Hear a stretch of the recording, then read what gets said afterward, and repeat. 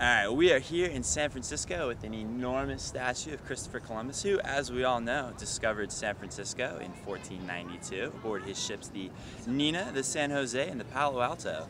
This set the stage for a few hundred years later when thousands of other foreign information workers would come to Silicon Valley and begin making millions of dollars. He was the first.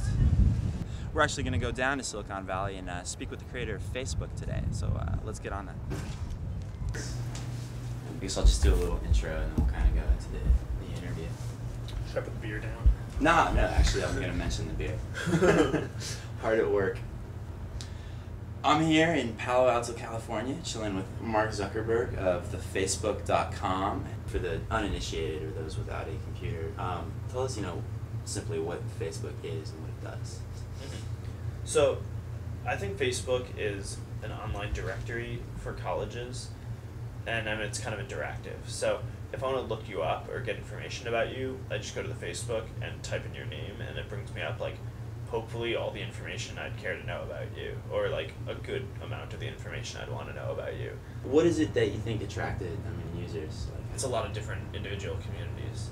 So when we originally got started at Harvard, it was just me programming what was a Facebook really at that time for Harvard, because they didn't have anything like that. So I realized that because I didn't have people's information like a school would in making a Facebook, I needed to make it interesting enough so that people would want to use the site and want to put their information up, or else it wouldn't be useful for other people and therefore it wouldn't grow. So launched it at Harvard in early February of 2004, and within a couple of weeks 2/3 of the school had signed up. So at that point my roommates were kind of this is pretty cool, I bet this would work at other schools. But we were all busy with classes and stuff, so we kind of just wanted to make sure that it was going to work before going in, any further with it. So we launched it at 3 schools that also had some sort of online communities. So those were Columbia, Yale, and Stanford.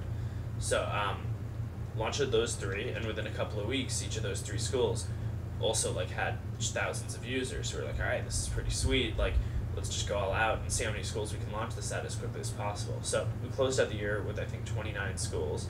Came out to Palo Alto for this summer just to hang out, because Palo Alto is kind of this mythical place where all the startups come from. And got ready to launch it at another 150 schools when the year started, and now it's we'll go to parties on campus, and if we end up in someone's room, there's a Facebook window open, and that's pretty cool. We're one of my roommates was traveling around Europe a couple of weeks ago, and he went to internet cafes in London and Ireland and Italy, and when he went to Facebook just to check out whether it was whether we're still working the way it was supposed to, he'd go to the login page, and it would have someone else's login there saved from the last time someone had been on it. And I think in London he was 2 of the people in the internet cafe were on the Facebook at the time.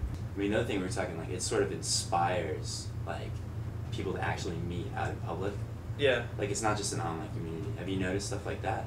Yeah, I think that the goal that we went into it with wasn't to make an online community, but sort of a mirror for the real community that existed in real life.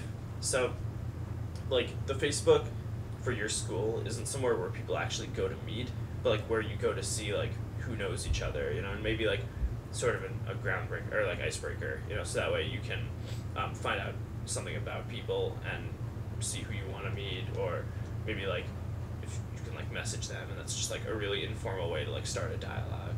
And where are you taking Facebook at this point? You're going to expand to those other schools that you're not at, and then what? There doesn't necessarily have to be more. A lot of people are focused on taking over the world or doing the biggest thing, getting the most users. And I think part of making a difference and doing something cool is focusing intensely. There was a level of service that we could provide when we were just at Harvard that we can't provide for all of the colleges, and there's a level of service that we can provide when we're a college network that we wouldn't be able to provide if we went to other types of things. So I really just want to see everyone focus on college and create a really cool college directory product that just is very relevant for students and has a lot of information that people care about when they're in college. So I don't know what that is, and it's not everything that's on the Facebook now.